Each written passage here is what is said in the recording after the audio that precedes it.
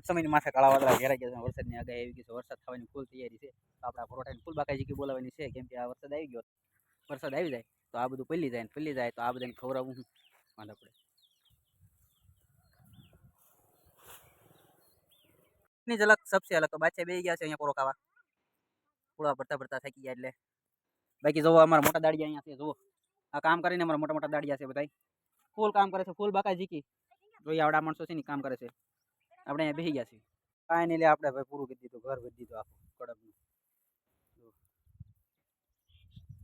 અને માઇન છૂટા જાય. ઓલા બધા જો છે ને ઓલા પણ બેઠા ને તમને કેમેરા ફેરીને દેખાડું. આ બધા આળહુડા છે. હાવ એટલે હાવ પોરો ખાવાનું જ ગોતે નકરો. એના લીધે તો 4 દી 1 દીનું કામ 4 દી આવેલું છે. ઓ ભાઈ સાહેબ કેવું વાતાવરણ થઈ ગયું. ફૂલ બાકાજી વરસાદ તોડી નાખે આવ્યો.